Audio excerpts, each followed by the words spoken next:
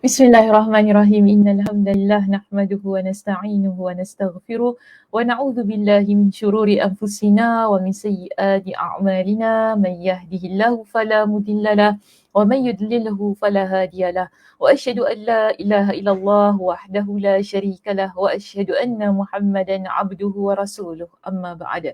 Rabbi shrah li sadri wa yassir li amri wahlul 'uqdatam min lisani yafqahu qawli. Rabbi zidni ilma warzuqni fahma. Allahumma inna nas'aluka ilman nafi'a wa rizqan tayyiba wa amalan mutaqabbala. Assalamualaikum warahmatullahi wabarakatuh. Apa khabar jemaah muslimah kita di Masjid Yusof Ishak pada pagi ini? Saya harap semuanya dalam keadaan yang sihat, sejahtera hendaknya dan juga sudah bersedia untuk ikuti perbincangan ataupun sambungannya kitab kita iaitu kitab Fathul Bari. Jadi Alhamdulillah saya lihat ada ramai teman-teman kita yang sudah bersama dengan kita, yang sudah bersedia di hadapan skrin kan untuk membaca kitab kita, untuk mempelajari sambungan perbincangan kita di sini. Kita lihat di sini ada As, ada Ziza, ada Yama, di situ ada Aliza, Assalamualaikum Ustazah, dan admin MYI. Waalaikumsalam warahmatullahi Liza. Dekat Razia, Kak Som juga di situ. Assalamualaikum Ustazah, admin dan teman-teman semua. Semoga sihat dan ceria selalu. Amin. InsyaAllah Kak Som, mudah-mudahan semuanya sihat. Alhamdulillah Kak Zah kata okey. Ramai juga di situ ada Kak Sal, ramai bagi love lah kat sini. Kenapa hari ni ramai bagi love? Hari ni penuh dengan kasih sayang Okey, Alhamdulillah. Kak Johara, Assalamualaikum Ustazah, selamat pagi. Waalaikumsalam warahmatullahi. Selamat pagi Kak Johara, Kak Aisyah. Ramailah kat sini. Jemaah semua Alhamdulillah. Faiza dan semualah saya tak boleh nak baca semua. Okey, ada juga Cik Asia kita. Lama tak nampak Cik Asia mudah-mudahan ada kesempatan kita bertemu sekali lagi Cik Asia. Baik, Muslimah, saya tak nak buang masa sebab saya banyak kerja. kita lihat pada ni komen yang lain berkenaan dengan muka surat kita pada pagi ini. Kita nak sambung perbincangan di muka surat yang keberapa dan topik yang mana? Adakah masih topik yang sama ke macam mana? Macam mana? Masih sama ke? Letak di ruangan komen.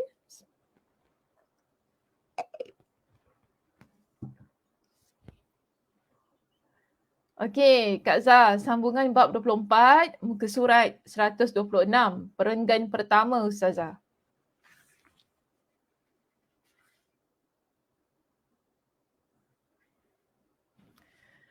Ada yang lain?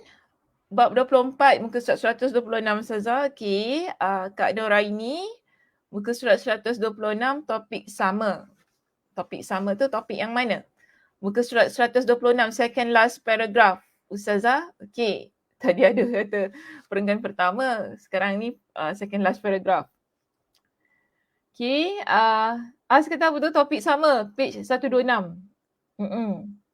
Kak Syah, page 126, last paragraph bab 24. Okey, baik. Kita lihat slide kita pada pagi ini. Betul ke muka suratnya? Okey. Bab 24, kita berada di topik berwuduk 3 kali dan insya-Allah pada pagi ini kita akan berada di perbahasan bahagian akhir. Halaman 126, ya betul, kita berada di halaman 126, tetapi nak bincang yang bahagian mana? Okey, saya mengambil pendapat majoriti di sini, second last paragraph.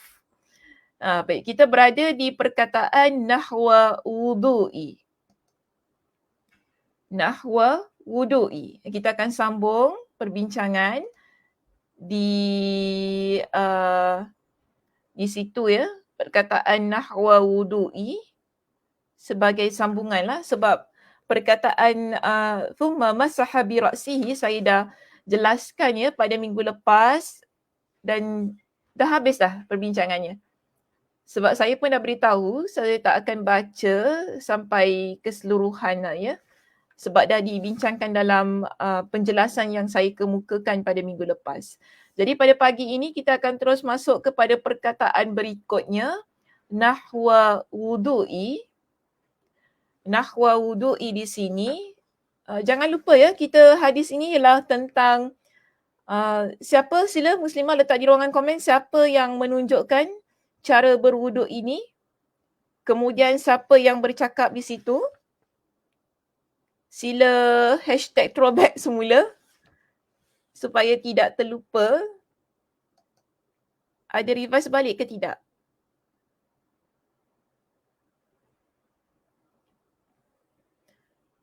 Osman Ibn Affan.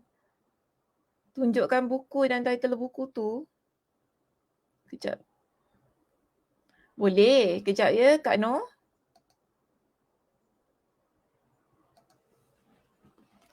Kita guna kitab Fathul Bari. Jilid 3. Okay, Syarah Sahih Al-Bukhari, kitab wuduk. Okay, jelas kitabnya? Kita guna kitab ini. Kitab Syarah Fathul Bari ni ada banyak jilid. Kita berada di jilid yang ketiga. Ini. Okay, jilid yang ketiga, kitab wuduk. Saya, kitab Fathul Bari syarahnya juga ada banyak. Jadi saya sarankan guna cetakan pustaka Imam Asy-Syafi'i kerana terjemahannya adalah terjemahan yang terbaik menurut pada pendapat saya. Okey? Terjemahan yang terbaik sebab dia tak, kadang-kadang ada kitab terjemahan ni dia terjemah agak ke laut lah orang kata kan. Dia nak cakap apa, pusing sana pusing sini. Tapi masya-Allah tabarakallah untuk pustaka Imam Asy-Syafi'i terjemahannya kebiasaannya adalah terjemahan yang bagi saya yang paling tepat ketika dia terjemah. Masya Allah. Ikut sebagaimana yang terdapat dan kefahamannya Masya Allah jugalah penterjemahnya. Okey, jadi mudah-mudahan dapat membantu ya Kak Noh untuk dapatkan kitabnya jika boleh dapatkan lah ya. Baik, kita terus ya kepada perbincangan kita pada pagi ini iaitu perkataan yang berikutnya. Tadi saya dah tanya siapa ya yang menyebutkan tadi, iaitu Osman Ibn Affan. Semua menyebutkan Osman Ibn Affan di sini. Baik, hadis ini diceritakan oleh, dia sama-sama Kak Noh. Hadis ini diceritakan oleh Osman Ibn Affan yang mana pada awalnya Osman Ibn Affan beliau menunjukkan tata cara berwuduk.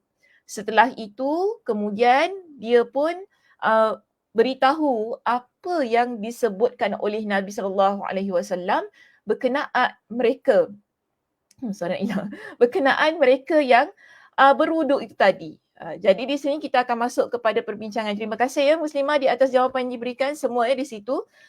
Osman Ibn Affan, yes, tepat sekali jawapan diberikan. Baik, kita lihat kepada muka surat kita yang ke-126 pada perkataan nahwa wudu'i. Seperti wudukku ini. Penerangan di sini menurut kepada pendapat Imam An-Nawawi rahimahullah. Beliau berkata, Osman tidak menyebutkannya. Untuk perkataan nahwa di situ, menurut pada pendapat Imam An-Nawawi, Osman radhiyallahu an tidak menyebutkan perkataan itu. Dengan kata Osman tidak menyebutkannya, yakni kata nahwa dengan kata misal.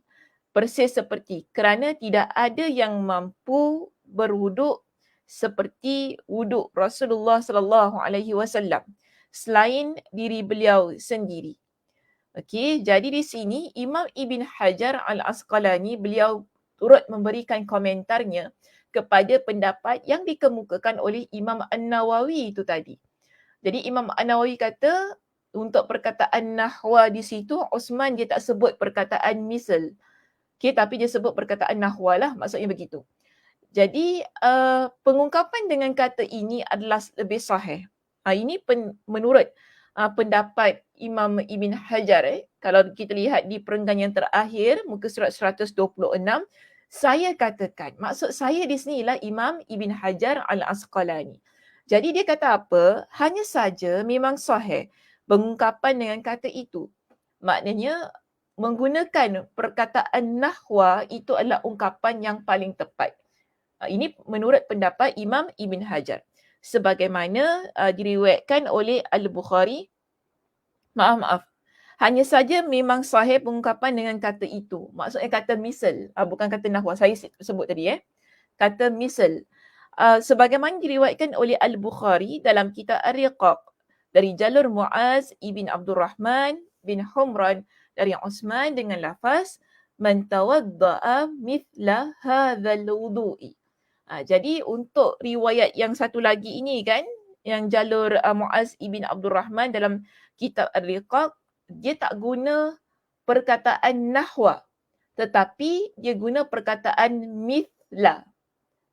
Lihat ya, di situ nampak ya, mithla, dia guna perkataan itu. Barang siapa yang berwuduk seperti wuduk ini. Yakni diungkapkan dengan kata mithal. Jadi menurut kepada pendapat Imam Ibn Hajar, pengungkapan dengan kata mithal itu, maaf ya, di slide saya lupalah nak letak perkataan mithal tu. Terlepas pandang. Pengungkapan dengan kata misal ini adalah lebih tepat, lebih sahih. Sebab tu dia kata dia berikan kepada kita dengan riwayat yang lain untuk membuktikan ketepatan yang beliau sebutkan itu tadi.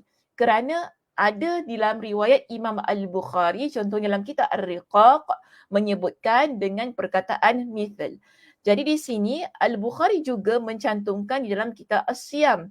Maknanya dalam kitab As-Siyam dari riwayat Ma'mar dengan lafaz man tawadda'a wudu'i hadha. Siapa yang berwuduk seperti wudukku ini. Dan kita juga dapati penggunaan perkataan mithal terdapat dalam riwayat Imam Muslim.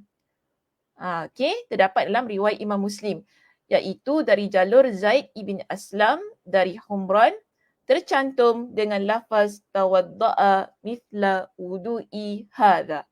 Beliau berwuduk seperti wudukku ini, yang juga diungkapkan dengan kata mithal. Okey. Saya lagging Video saya lagging, betul tak? Boleh dapatkan feedback? Saya nampak diri saya lagging di skrin.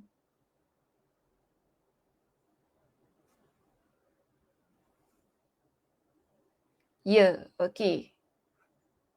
Betul Ustazah. Suara saya clear? Sikit lagging. Kenapa tu? Sekejap ya. Apa masalahnya? Saya tak tekan apa-apa.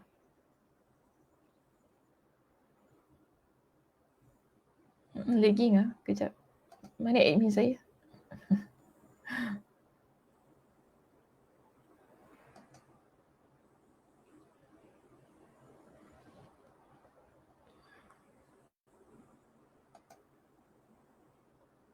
Lagging kan? Tak sure kenapa. Yes, tak sure kenapa betul.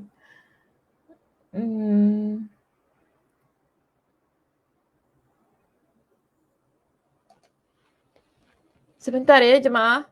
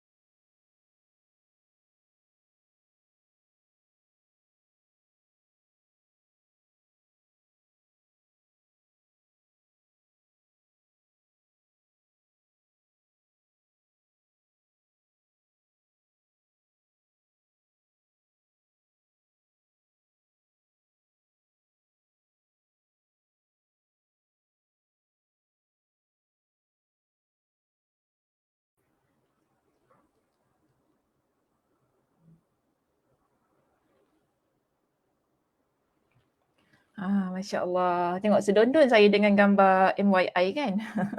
Di belakang tu. Okey, Alhamdulillah. Baik, Muslimah, kita lihat ya perbincangan tadi, sambung semula perbincangannya. Jadi, untuk perkataan nahwa wudu'i, saya dah tukar ya skrin, insya-Allah dia tak blur. InsyaAllah tak blur sebab kita guna langsung menerusi inilah sini. Okey, jadi kita lihat di sini. Balik semula pada kitab masing-masing, okay, fokus. Kita lihat di situ disebutkan bahawa seperti wudukku itu tadi kan, penggunaan perkataan nahwa, okay, ada di dalam kitab ataupun ada dalam bab lain menggunakan perkataan mithl, iaitu mithla. Jadi Imam Ibn Hajar Al-Asqalani didatangkan riwayat-riwayat yang lain, contohnya riwayat Imam Al-Bukhari sendiri namun dalam bab yang lain. Dan tadi kita dah baca dalam kitab Riqaq, ya, sekarang kita dalam kitab wuduk ya, jangan lupa. Dalam kitab Riqaq, dalam kitab As-Siyam, juga di dalam riwayat Imam Muslim, okay, dalam dari jalur Zaid bin Aslam dari Humran. Di situ tercantum dengan lafaz tawadda'a mithla wudu'i hadha. Beliau berwuduk seperti wudukku ini yang diungkapkan dengan kata mithl. Jadi itu cuma sekadar perbincangan berkenaan dengan kita panggil lafaznya sahajalah ya, tidak ada yang complicatednya, itu sahaja. So jangan pening-pening sangatlah ya. Baik, kita pergi kepada perkataan berikutnya di sini, perkataan thumma shalla raka'ataini. Kemudian dia solat 2 rakaat. Siapa yang solat di sini? Boleh letakkan di ruangan komen, Muslimah. Siapa yang solat di sini? Lalu dia solat 2 rakaat. Ni saya tanya. Berikan jawapan di ruangan komen. Siapa yang saya tahu kenapa tadi. Siapa yang ni? Siapa yang solat di sini?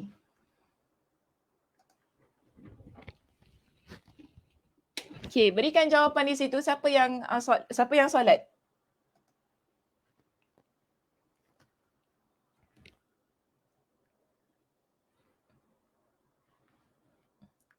Uthman ibn Affan. Ada jawapan yang lain selain daripada jawapan Kak Som? Liza nak jawab apa-apa? Kak Zah juga berikan jawapan Uthman ibn Affan. Okay, Siti Hajar, Uthman ibn Affan. Baik. Rasulullah SAW ada jawapan yang lain. Asfah boleh jawab Bilal ibn Rabah. Kenapa tiba-tiba Asfah jawab Bilal ibn Rabah? Ada ke Bilal di sini? Ada jawapan lain? Kita ada 3 jawapan di sini ya. Ada yang sebut Osman. Saya lihat majoriti di kalangan muslimah kita berikan jawapan Osman. Kemudian Kak Aisyah kata Rasulullah SAW. Azfa berikan jawapan Bilal ibn Rabah. Ada yang nak jawab lain, Nabi SAW, Nadia memberikan jawapan yang begitu. Okay, Kak Nuraini, Sayyidina Osman. Jadi mana yang betul ni? Kita ada 3 ni. Kita ada 3 ni. Mana betul? Admin tak nak jawab, Admin? Kacau dia kat belakang. Admin tak nak jawab, Admin. Mana yang betul ni? Kita ada 3 jawapan. Kita ada Osman. Saya tanya, sekarang ini kita ada perkataan thumma shalla raka'ataini. Lalu dia solat 2 rakaat. Jadi soalan saya, siapakah yang solat di sini? Ada yang jawab Osman, ada yang jawab Bilal ibn Rabah, ada yang jawab Nabi SAW. Liza juga jawab Uthman ibn Affan, Ustazah. Dia berikan jawapan yang sama. Okey, di sini sebenarnya saya bagi jom kita bincang jawapan di sini. Uthman ibn Affan, dia tunjukkan cara bagaimana untuk berwuduk. Betul kan? Okey. Bila kita baca hadis dalam bab yang ke-24 ini, Uthman ibn Affan dia tunjuk cara berwuduk. Jadi, bila lepas dia tunjuk cara berwuduk, dia pun kata, siapa yang berwuduk seperti wudukku ini? Dia kata, itu Nabi SAW bersabda. Dia beritahu kepada semua orang yang nampak cara dia berwuduk itu tadi. Kemudian dia pun beritahu kepada orang itu, Nabi SAW bersabda, siapa yang berwuduk seperti wudukku ini. Kemudian dia solat 2 rakaat. Jadi dia ini taklah kita tujukan kepada Osman, kepada Bilal ataupun kepada Rasulullah. Tetapi kepada mana-mana individu yang dia berwuduk, setelah itu dia solat 2 rakaat. Okey? Kita kan, siapa-siapa pun. Maknanya tidak tertumpu kepada individu tertentu. Maknanya mana-mana orang. Sesiapa sahaja yang berwuduk sebagaimana yang tadi yang Osman radhiyallahu an tunjukkan cara wuduk Nabi SAW. Kemudian apa dia buat? Dia solat 2 rakaat. Maknanya sesiapa sahaja yang buat sedemikian. Okey, itu maksudnya thumma shalla raka'ataini. Lalu dia solat 2 rakaat. Baik, hadis ini dijelaskannya kepada kita di situ mengandungi anjuran melaksanakan solat 2 rakaat setelah berwuduk. Okey, ada anjuran setelah kita mengambil wuduk, kita boleh solat sunat 2 rakaat. Okey, setelah berwuduk.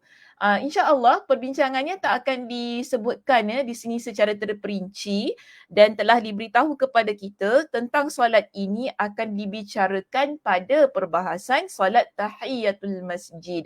Nantilah dia tak bincangkan di sini sebab kita nak fokus berkenaan dengan wuduk itu sahaja untuk kitab wuduk ini. Baik, seterusnya kita ada perkataan berikut. Perkataan berikut ialah la yuhaddithu fihima nafsahu. Okey? La yuhaddithu fihima nafsahu.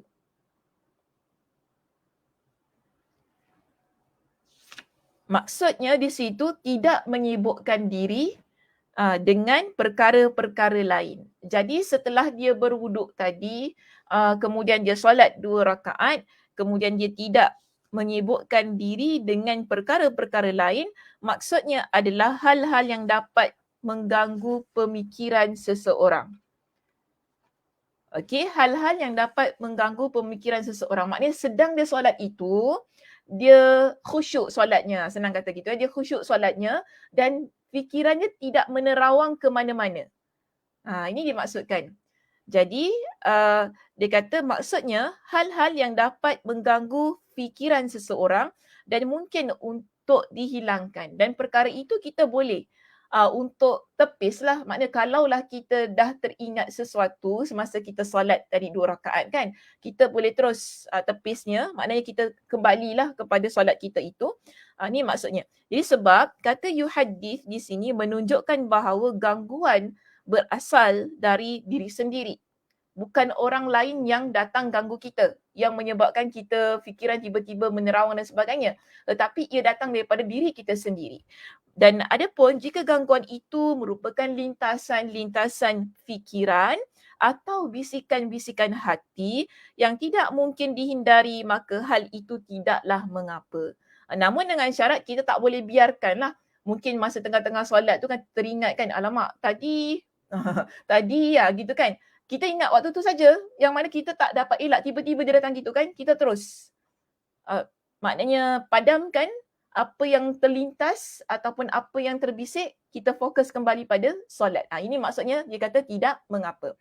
Baik, ada pendapat daripada Al-Qadi Iyad rahimahullah di sini.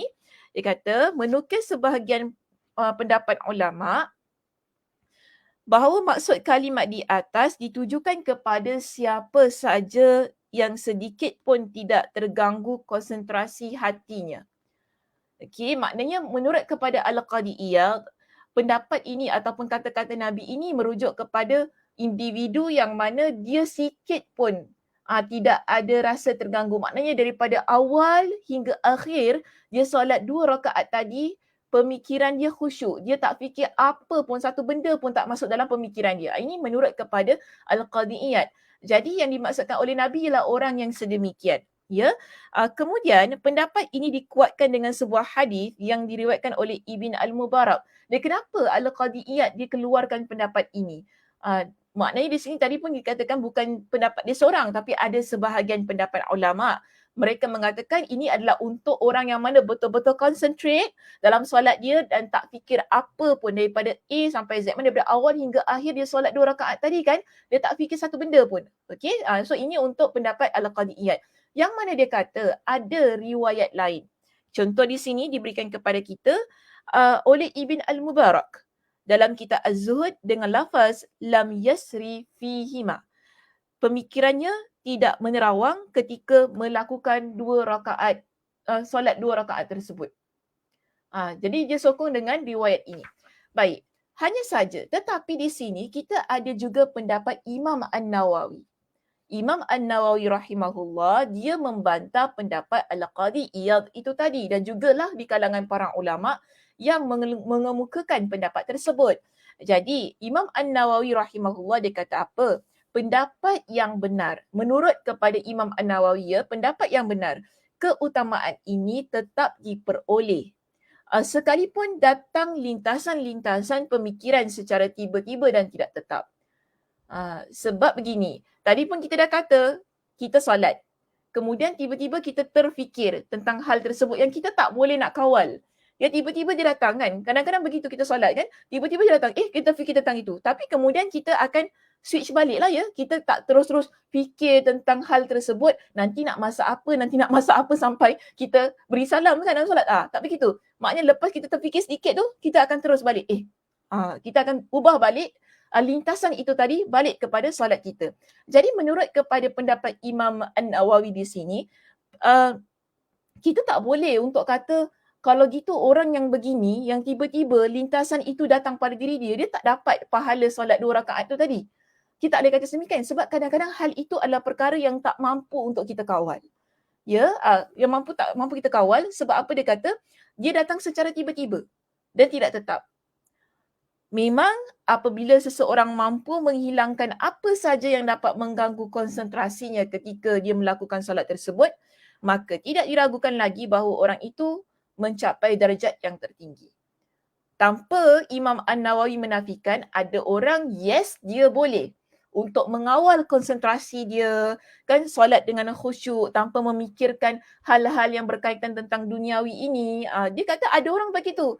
Maka kita acknowledge lah kelebihan yang ada pada diri dia. Tapi kita tak boleh juga mengenepikan kelemahan yang ada pada diri orang lain ketika mereka melaksanakan solat. Kerana kadang-kadang lintasan itu datang secara tiba-tiba yang kita tak mampu untuk kawal.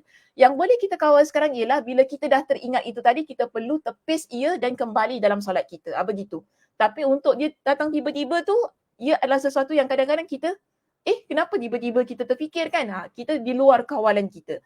Dan kita tak boleh menafikan bahawa orang yang begini mendapat pahala solat tadi, yang 2 rakaat tersebut. Okey, so ini pendapat Imam An-Nawawi. Kemudian, fikiran-fikiran tersebut ada yang berkaitan dengan masalah dunia.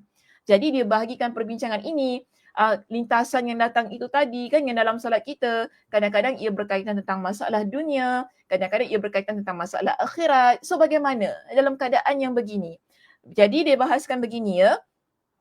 Adapun maksud menghilangkan di sini adalah dengan menghilangkan fikiran tersebut secara mutlak. Jadi bila tadi kan, bila kita dah solat, kemudian tiba-tiba lintasan itu datang. Tadi pergi pasar beli bawang tak? Tiba-tiba tengah solat kan. Dah balik pasar terus zuhur. Kita nak solat zuhur. Masa tu solat zuhur itu tiba-tiba lintasan datang. Tadi pergi pasar pergi Sheng Siong tu beli bawang ke tak? Kita terfikir sedemikian. Ini masalah dunia, betul tak? Berkaitan tentang dunia kita. Sekarang diri kita apa perlu buat? Perlu hilangkan. Bila dah terfikir tadi, dia termasuk dalam pemikiran kita, terlintas tadi, terus kena hilangkan. Jadi ini yang disebutkan tadi ya, dia perlu menghilangkan fikiran tersebut secara mutlak. Secara mutlak. Maknanya tak boleh nak biarkan, beli ke tak tadi, alamak terfikir sampailah, Assalamualaikum warahmatullahi sampai beri salam tu, pasal bawang masih lagi kat dalam pemikiran dia. So kalau begitu, keadaannya di sini, menurut kepada pendapat ini, kita perlu hilangkan fikiran tersebut setelah dia terus terlintas tadi dalam pemikiran. Yang mana dikatakan di dalam sebuah hadis yang diriwayatkan oleh Al-Hakim dan At-Tirmidzi, keterangan ini disebutkan dengan redaksi. Maknanya ada di dalam riwayat yang lain menyebutkan perihal tentang dunia ini. Iaitu dia kata apa? La yuhaddithu nafsahu bi syai'in minad dunya. Dia solat yang mana fikirannya tidak terusik sedikit pun dengan urusan dunia. Hadis yang semakna juga diriwayatkan oleh Ibn Al-Mubarak dalam kitab Az-Zuhud dan Ibn Abi Shaybah dalam kitabnya Al-Musannaf. So, dalam hal ini, dia perlu berusaha untuk hilangkan apa yang dia fikirkan berkaitan tentang dunia itu tadi. Walaupun lintasan tersebut datang pada diri dia bukan dengan kehendak dia. Dia tiba-tiba datang. Tapi sekarang untuk kita mengekalkan ataupun untuk kita mendapatkan pahala solat 2 rakaat itu tadi, kita mesti terus kembali kepada konsentrasi kita, khusyuk kita tersebut supaya tidak hilang pahala berkaitan dengan solat tersebut. Okey, baik. Seterusnya, dibincangkan juga di sini, ada juga fikiran yang berkaitan dengan akhirat. Kadang-kadang kita solat, kita terfikir juga berkaitan tentang akhirat. Bukan tentang dunia sahaja yang terlintas dalam pemikiran kita. Baik, apabila fikiran ini tidak ada kaitannya dengan ibadah solat yang sedang dilakukan, maka posisinya sama seperti orang yang sedang memikirkan urusan dunia. Contoh, kita solat. Sekarang ini kita tiba-tiba terfikir tentang akhirat, tentang hal-hal berkaitan tentang akhirat. Contohnya kan, sekejap lagi nak pergi derma lah untuk Masjid Yusof Ishak, nanti dapat pahala besar Maknanya itu tentang akhirat bukan? Okey, kita fikir dalam solat itu tadi, lintasan itu datang. Sebab mungkin sebelum solat kita dah terfikirlah nak derma, salurkan derma pada Masjid Yusof Ishak. Kemudian kita terus solat. Masa kita solat, tiba-tiba pemikiran itu datang lagi. Dan ini berkaitan tentang akhirat kita. Menurut kepada pendapat ini, pemikiran tersebut dia sama dengan urusan dunia tadi yang perlu kita hilangkan. Jangan kita biarkan ia stay walaupun ia berkaitan tentang akhirat kita. Okey, sebab apa di sini? Ia adalah sesuatu yang tidak ada kena-mengena dengan solat kita. Sebab itu dia kata di sini, apabila, akan tetapi, apabila berkaitan dengan ibadah solat kita. Okey, apabila ia berkaitan dengan ibadah solat yang sedang kita lakukan tadi. Maknanya kita tengah solat, sekejap lagi rukuk saya nak baca doa ini. Contoh. Okey, dia berkaitan tentang solat kita sedang kita buat ni. Kita fikir kan, nanti nak rakaat kedua saya nak baca surah apa. Begitu. Maknanya itu berkaitan dengan solat kita yang sedang kita lakukan. Menurut kepada pendapat ini, maka hal itu tidaklah mengapa. Kita tak perlu hilangkan apa yang sedang kita fikirkan berkaitan dengan solat kita itu tadi. Jadi pembahasan lebih lanjut tentang masalah ini akan dibicarakan secara panjang lebar. So ini kita cuma secara umumnya sahaja, secara dasarnya sahaja ya Muslimah kita bincangkan. Tapi nanti kita akan bincangkan secara lanjut, lebih lagi terperinci berkaitan dengan perbahasan ini dalam kitab As-Salah, insya-Allah. Kitab Salah tu jilid ke berapa? Wallahualam lah ya. Panjang jauh lagi baru kitab solat. Baru kitab wuduk ni. Bab jilid yang ketiga. Kitab solat, kitab yang jilid yang ke berapa? Wallahualam. Saya rasa keempat 4 ataupun 5 lah. Lebih kurang begitu. 4, 5, 6. Dia nak dekat-dekat lah sebab kita belajar wuduk dulu, kemudian nanti solat kan. Maknanya situ ada bab tayamum, ada banyak lagi lah ya bab-bab yang lain yang akan kita pelajari. Baik, seterusnya di sini saya nak terus masuk kepada perkataan yang berikutnya. Pada perkataan berikutnya iaitu perkataan yang terakhir di sini Muslimah kita ada perkataan min dzambihi. Ada ganjaran yang Allah Subhanahu Wa Taala peruntukkan bagi mereka yang melaksanakan solat tadi. Lepas dia berwuduk dengan wuduk yang sempurna sebagaimana yang ditunjukkan oleh Uthman ibn Affan radhiyallahu an, yang mana kita tahu itu adalah wuduk yang dilakukan oleh Nabi sallallahu alaihi wasallam. Jadi tadi Nabi kata apa? Siapa yang berwuduk sebagaimana wudukku ini, kemudian dia solat 2 rakaat itu tadi, tanpa dia dalam solat tadi kan dia khusyuk, dia tak fikir tentang hal-hal yang lain, maka orang tersebut dia ada ganjaran yang Allah Subhanahu Wa Taala berikan. Apakah ia? Baik, kalau kita rujuk kembali di dalam hadis kita, ghufira lahu ma taqaddama min dzambi. Nabi kata orang itu dia akan diampuni dosa-dosanya yang telah lalu. Jadi ini ganjaran yang dia peroleh ketika dia solat dalam keadaan yang mana dia setelah berwuduk secara sempurna, kemudian dia solat 2 rakaat, dalam solatnya dia khusyuk tanpa memikirkan tentang hal-hal yang lain, ya, di situ, maka orang yang begini Nabi kata akan diampunkan dosa-dosanya yang telah lalu. Jadi perkataan min dzambih di sini maksudnya ialah dari dosa-dosanya. Ya, muka surat 128 ya, Muslimah di situ bawah sekali, dari dosanya. Dan zahir lafaz ini mencakup pengampunan terhadap dosa besar dan dosa kecil. Bila kita baca Nabi SAW sebut min dzambihi, daripada dosa-dosanya, kita faham secara zahirnya ia merangkumi dosa kita yang besar dan dosa kita yang kecil. Tetapi di kalangan para ulama, ya, mengkhususkan perkataan min dzambih ini untuk dosa-dosa kecil sahaja. Okey, di kalangan para ulama mengkhususkan perkataan ini untuk dosa-dosa kecil sahaja. Yang mana kita lihat ya di sini, kerana di dalam riwayat lain terdapat pengecualian terhadap dosa-dosa besar, iaitu jika orang yang bersangkutan memiliki dosa besar dan kecil. Maknanya dalam riwayat lain ada lagi penjelasan kalau orang dia buat dosa besar, apa yang perlu dia lakukan. Maknanya tak cukup sekadar dengan dia itu melaksanakan solat tadi lalu terhapuslah dosa besarnya. Okay, sebab itu di kalangan para ulama, secara majoritinya di sini mereka berpendapat bahawa maksud min zanbih di sini ialah dosa-dosa kecil.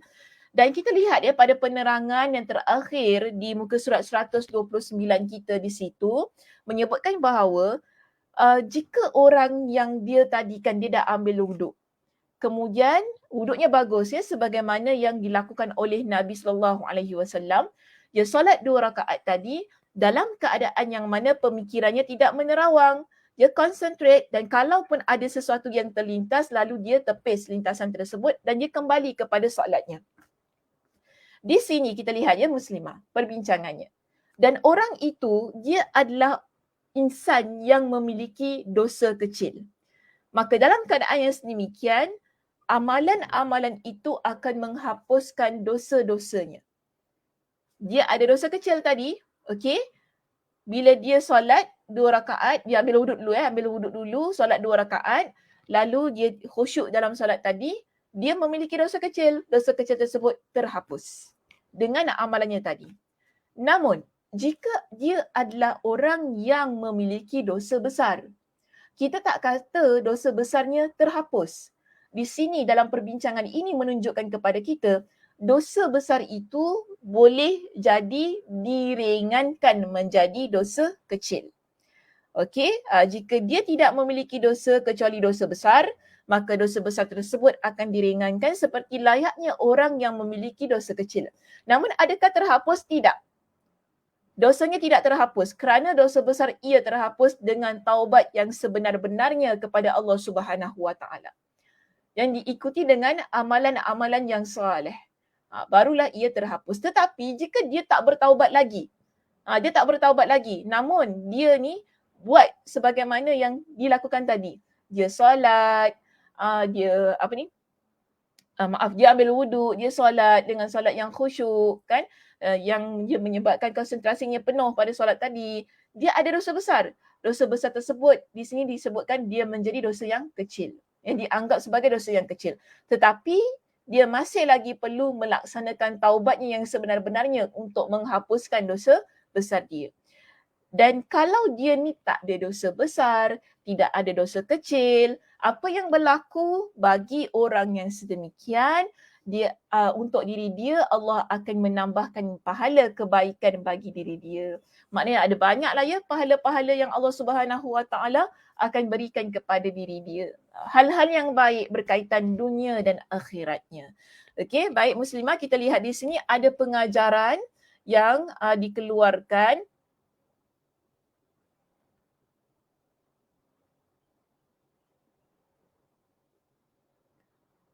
Okey, Kak Zam tanya, Ustazah bagaimana pula kalau kita terfikir akan dosa-dosa kita dan meratapi nasib kita di akhirat waktu solat? Selepas solat boleh, tak menjadi masalah. Selepas solat tak menjadi masalah. Sekarang ini yang kita bincangkan yang waktu solat tadi. waktu solat tadi diperintahkan kepada kita untuk khusyuk dan fikir tentang solat itu sahaja. Jika sekiranya terfikir tu waktu itu, maknanya perlu balik pada track semulalah. Jangan daripada awal hingga akhir tu kita masih lagi memikirkan tentang dosa-dosa kita, nasib kita di akhirat dan sebagainya. Dia lintasan pemikiran waktu itu saja, okay fine, kita fikir tentang akhirat berkaitan tentang perkara yang lain, dosa kita, waktu itu saja, lalu kita balik semula pada solat kita.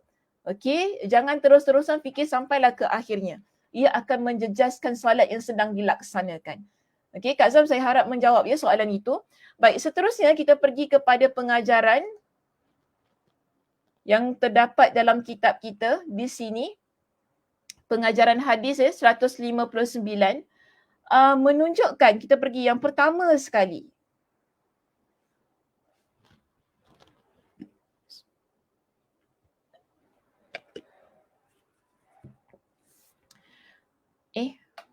Maaf ya, tersilap.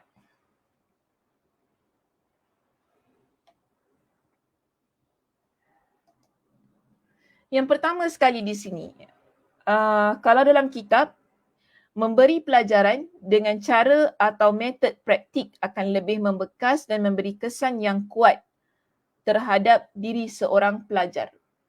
Maknanya di sini menunjukkan kepada pelajar cara praktikal. Sekarang kita bincang tentang wuduk. Okay, contohnya Osman ibn Affan. Dia bincang tentang wuduk. Dia tunjukkan. Tapi dia bukan sekadar cerita. Di sini Osman ibn Affan dia tunjukkan bagaimana cara berwuduk itu. Kalau kita rujuk pada hadis kan, pada hadis kita secara penuhnya, Osman ibn Affan tunjukkan bagaimana Nabi SAW berwuduk. Ada air di hadapan dia, lalu dia ambil wuduk, dia masukkan tangan kanannya ke dalam baldi, cara mengambil wuduk itu tersebut, bagaimana cara menyapu wajah, semua dia tunjukkan. Di sini kita lihat ada praktikalnya. Maka sebab itu bila seseorang dia mengajar dan dia dapat tunjukkan secara praktikal, itu adalah lebih baik. Okay, supaya hal tersebut lebih mudah difahami oleh pelajar. Okay, so di sini kita lihat yang kedua, itu yang pertama. Yang kedua, hendaknya mengambil wuduk dengan cara berurutan berdasarkan lafaz summa. Jadi di sini bila kita ambil wuduk, dia mesti ikut tertib urutannya. Tangan dulu, kemudian setelah itu apa anggota wuduknya. Ini adalah sesuatu yang terbaik. Baik, seterusnya yang ketiga, dorongan untuk ikhlas. Disebutkan dalamnya dorongan untuk berbuat ikhlas. Maksudnya di sini, bila kita solat dengan khusyuk tadi, dia menuntut kita untuk benar-benar melakukan solat tersebut kerana Allah Subhanahu Wa Taala. Jadi bila kita solat, kita concentrate dengan solat kita, kita tak fikir dah tentang apa yang ada di sekitar kita. Bermakna di situ ia adalah sesuatu pengajaran ya untuk diri kita. Kita perlu buat solat ini kerana Allah Subhanahu Wa Taala. Bukan kerana penglihatan ataupun bukan kerana orang lain lihat kita solat. Sebab mungkin ada situasi yang mana kita solat dan kita tahu ada orang lihat kita. Dan pada waktu itu pemikiran kita dah fikir dah, orang tu tengok kita solat lah ya, kita pun bukan main lagi. Menghusyukkan solat kita kerana orang lain yang melihat kita. Mungkin situasinya begitu berlaku. Tetapi di sini, bila kita nak mendapatkan ganjaran itu tadi, jelas kepada kita, iaitu bila Allah Subhanahu Wa Taala nak menghapuskan dosa-dosa kita, ia perlukan kepada konsentrasi ketika melaksanakan solat tersebut. Baru kita boleh mendapat ganjaran itu tadi. Walaupun sekali lagi saya ingatkan, walaupun berlaku lintasan yang tidak disengajakan, secara tiba-tiba datang, kita perlu buang ataupun hapuskan lintasan tersebut dan kembali kepada solat kita. Khusyuk dalam solat kita. InsyaAllah pahalanya akan diperoleh. Okay, so itu maknanya ia mendorong kita untuk menjadi seseorang yang ikhlas ketika melaksanakan solat. Baik, seterusnya. Yang keempat ya di sini, adanya ancaman tidak diterimanya solat bagi orang yang berfikir tentang dunia ketika sedang melaksanakannya. Apalagi jika bertekad untuk melakukan sebuah maksiat. Sebab seseorang lebih banyak berfikir terhadap sesuatu yang amat disukainya saat di dalam solat. Kalau nak dibandingkan di luar solat. Jadi di sini ada ancaman ataupun ada amaran lah ya, saya guna perkataan amaran. Tidak diterima solat kita jika kita memikirkan tentang dunia semasa kita solat. Lebih-lebih lagi kalaulah dalam masa solat itu kita memikirkan hal-hal yang dosa. Kan? Hal-hal yang dosa, hal-hal yang maksiat. Maka solat itu disebut dalam pendapat ini yang keempat, boleh jadi ia tidak diterima oleh Allah Subhanahu Wa Taala. Sebab itu kita kena menjaga ya solat kita ni dengan sebaik-baiknya. Supaya ia tidak menjadi solat yang sia-sia di sisi Allah Subhanahu Wa Taala. Baik, seterusnya kita ada yang kelima di sini. Yang kelima dia berdatang dalam bentuk penerangan di bawah itu pada perenggan kita yang terakhir sekali. Dalam sebuah hadis yang diriwayatkan oleh Imam Al-Bukhari dalam kitab Ar-Riqaq, tepatnya pada akhir hadisnya, tercantum sabda Nabi, la taghtarru. Okey, la taghtarru. Maksudnya jangan sampai kalian tertipu. Apa maksudnya di sini? Artinya jangan sampai hal ini membuat kalian semakin banyak bermaksiat dengan alasan solat dapat mengampuni dosa-dosa. Tadi kita dah tahu bila seseorang dia ambil wuduknya sama sebagaimana wuduk Nabi tadi. Caranya sama sebagaimana cara Nabi SAW mengambil wuduk. Kemudian kita juga tahu setelah itu bila seseorang dia melaksanakan 2 rakaat solatnya. Okey, setelah dia melaksanakan 2 rakaat solat, dan dalam solatnya tadi dia tidak memikirkan tentang hal-hal dunia, maka solat itu diterima di sisi Allah Subhanahu Wa Taala. Ada ganjaran yang Allah Subhanahu Wa Taala berikan kepada orang itu tadi. Apakah dia? Allah Subhanahu Wa Taala akan menghapuskan dosa-dosanya yang telah lalu. Kita tahu amalan solat boleh menghapuskan dosa-dosa kita yang telah lalu. Namun Nabi ingatkan kepada kita dalam hadis yang lain, dalam riwayat yang lain, masih lagi diriwayatkan oleh Imam Al-Bukhari, jangan sampai keadaan ini menyebabkan kita sesuka hati melakukan dosa. Maksudnya apa? Kita tahu tadi, tak apa, buat dosa banyak-banyak. Nanti lepas ni kita ambil wuduk, lepas tu kita solat, kita fikir, dalam solat kita ni kita khusyuk betul-betul, Allah hapuskan dosa kita. Kita ambil ia sebagai satu cara untuk kita menghapuskan dosa kita. Sebab tu Nabi kata apa? Jangan kalian tertipu dengan cara yang begini. Jangan sampai bila kita dah tahu keadaan begini, kita pun tak apalah, buat je dosa, nanti lepas ni kita solat lah, ambil wuduk, lepas tu solat, insyaAllah Allah Subhanahu Wa Taala hapuskan dosa kita. Ini cara yang salah. Maknanya kita sudah tertipu dengan amalan-amalan yang begini, walaupun tidak dinafikan ya, Allah Subhanahu Wa Taala akan menghapuskan dosa kita. Namun dosa ni tak boleh kita plan. Okay, dosa tak boleh kita plan. Kita plan sekarang kita nak buat dosa ni. Sebab apa? Nanti Allah Subhanahu Wa Taala akan hapuskan dosa kita. Jangan risaulah, nanti Allah ampunkan juga dosa kita. Buat je dosa banyak-banyak. Lepas tu solatlah. Khusyuk dalam solat. Nanti Allah Subhanahu Wa Taala ampunkan dosa kita. Sebab tu Nabi kata apa? La taghtarru. Jangan banyak buat maksiat kerana kita rasa solat boleh menghapuskan dosa-dosa itu tadi. Sebab begini, hanya solat yang dapat menghapuskan dosa lah yang diterima Allah Subhanahu Wa Taala. Namun, dari mana seorang hamba dapat mengetahui tentang hal ini? Maksudnya, yakni perihal diterima ataupun tidaknya solat seseorang. Kita memang betul kita solat. Tapi adakah kita yakin Allah Subhanahu Wa Taala menerima solat kita? Ini persoalan yang diajukan di sini. Adakah kita yakin solat itu diterima oleh Allah Subhanahu Wa Taala, sedangkan kita tahu mungkin ada banyak lompang-lompangnya dalam solat kita. Sekarang ini yang penting ialah kita melaksanakan solat tersebut lalu kita bertawakal kepada Allah Subhanahu Wa Taala. Mudah-mudahan Allah Subhanahu Wa Taala menerima solat saya. Yang penting sekarang kita usaha untuk khusyuk dalam solat kita. Namun yang menerima adalah Allah Subhanahu Wa Taala. Maka sebab itu kita jangan tertipu dengan amalan ini yang mana kita kata tak apa, kita buatlah dosa banyak-banyak, kemudian nanti kita ambil wuduk, setelah itu kita solat, kita khusyuk, Allah Subhanahu Wa Taala pun akan ampunkan dosa-dosa kita. So caranya bukan begitu muslimah. Maka di sini menjadi peringatan kepada diri kita. apa pun yang kita lakukan ialah kerana Allah Subhanahu Wa Taala. Bukan kerana kita ini dah plan nak buat satu dosa ni maksiat tau. Kita buat satu dosa, kemudian kita pun ada satu lagi plan yang mana nak hapuskan dosa tersebut. Sebab begini ya, bila kita buat dengan cara sedemikian bermakna di mana letaknya penyesalan, di mana letaknya keinsafan kita, di mana letaknya satu situasi yang mana kita nak tinggalkan dosa-dosa itu. Sebab kita dah rancang perkara tersebut. Dan kita tahu, dengan cara ini dapat hapuskan dosa kita, kita terus buat solat tadi, okey, Allah dah ampunkan dosa saya, tak apalah. Nanti next time kita buat lagi. Dia akan menimbulkan rasa yang sedemikian.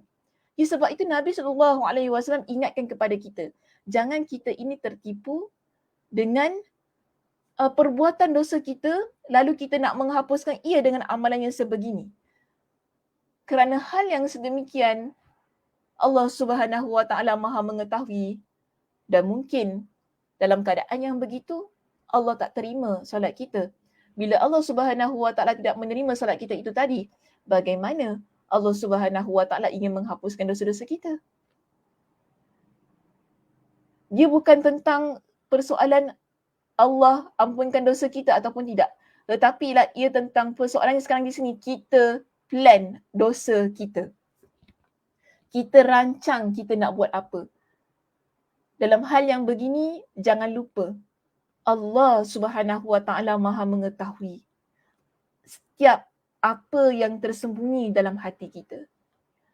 Jadi kalau kita nak bertaubat, kita nak hapuskan dosa-dosa kita ini, lakukan ia ikhlas betul-betul kerana kita menyesal, kerana kita takut kepada Allah Subhanahu Wa Taala dan kerana betul-betul kita nak tinggalkan dosa itu. Bukan kerana kita plan itu tadi, kita buat dosa banyak-banyak, lepas tu kita pun laksanakan sebagaimana yang terdapat dalam hadis ini. Dan kita amat berharap Allah Subhanahu Wa Taala menghapuskan dosa kita. Lalu kita rasa happy dengan apa yang kita buat. Lepas tu next kita akan buat lagi dosa, nanti kita buat lagi solat ini, Allah Subhanahu Wa Taala ampunkan dosa kita. Jadi hal yang sedemikian tak mungkin. Kita kata dia akan peroleh ganjaran sebagaimana yang terdapat dalam hadis ini. Dalam hadis ini ganjarannya khusus untuk orang yang betul-betul dia menginsafi apa yang telah dia lakukan berkaitan dosanya. Dan dia mengharapkan kepada Allah Subhanahu Wa Taala agar Allah Subhanahu Wa Taala mengampuni semua dosa-dosanya yang mana dia telah menyesal, dia dah berhenti melakukannya dan dia tidak mahu mengulanginya sekali lagi. Sebab itu tadi kita kata, untuk hal yang begini hanya berkaitan dengan dosa kecil sahaja. Ya, dosa kecil ini sahaja. Tapi kalau dosa besar, zina, mencuri, buat dosa-dosa besar kan, menderhaka kepada kedua ibu bapa kita contohnya, ini semua dosa besar. Ya tak mungkin boleh Allah Subhanahu Wa Taala hapuskan dengan semudah itu muslimah, tak mungkin. Sebab tu di kalangan para ulama mengambil jalan yang berhati-hati ketika mereka mensyarahkan hadis ini, dosa tersebut hanya dikhususkan untuk dosa kecil sahaja. Okey, bukan dosa yang besar. Jadi dosa yang besar ini ia memerlukan kepada taubat yang ada syarat-syaratnya. Itu kita menyesal, tidak mahu mengulanginya lagi, kita berhenti melakukannya. Lalu kita ikuti ia dengan amal soleh kita kepada Allah Subhanahu Wa Taala. Okey muslimah, itu sahaja perbincangan kita untuk pagi ini. Mudah-mudahan Allah Subhanahu Wa Taala memberikan kepada kita dengan kefahamannya pada apa yang kita bincangkan, dan mudah-mudahan Allah Subhanahu Wa Taala juga memberikan kepada kita dengan motivasi diri yang tinggi untuk kita beramal sebagaimana yang ditunjukkan oleh Nabi sallallahu alaihi wasallam. Namun kena ingat, Nabi ingatkan kepada kita tadi, jangan tertipu. Ya, apabila kita melaksanakan amalan-amalan ini, jangan kerana kita rasa bahawa kita dah ada jalan keluarnya dengan jalan melaksanakan solat itu tadi, menyebabkan kita sesuka hati melaksanakan dosa dengan sebanyak-banyaknya, lalu kita pun kata tak apa, nanti lepas ni kita boleh solat, lepas tu Allah SWT ampunkan dosa kita. Dia tak semudah itu. Ini sebagai satu bentuk kehati-hatian untuk diri kita, ataupun sebagai satu bentuk kita panggil peringatan yang begitu keras daripada Nabi SAW agar kita tidak mengambil mudah ketika kita melakukan dosa-dosa yang mana Allah Subhanahu Wa Taala telah larang kita lakukan. Okey muslimah, terima kasih di atas perhatiannya. Itu sahaja perbincangan kita untuk pagi ini. Mudah-mudahan Allah Subhanahu Wa Taala memberikan kepada kita dengan kefahaman, motivasi diri untuk beramal soleh dan terus-terusan menjadi seorang muslimah yang salehah. Dan juga Allah Subhanahu Wa Taala memberikan kepada kita dengan kesihatan dan kekuatan untuk kita bertemu pada minggu hadapan. Saya tutup kuliah kita pada pagi ini dengan tasbih kafarah. Subhanakallahumma wa bihamdika asyhadu an la ilaha illa anta astaghfiruka wa atubu ilaik. Assalamualaikum warahmatullahi wabarakatuh.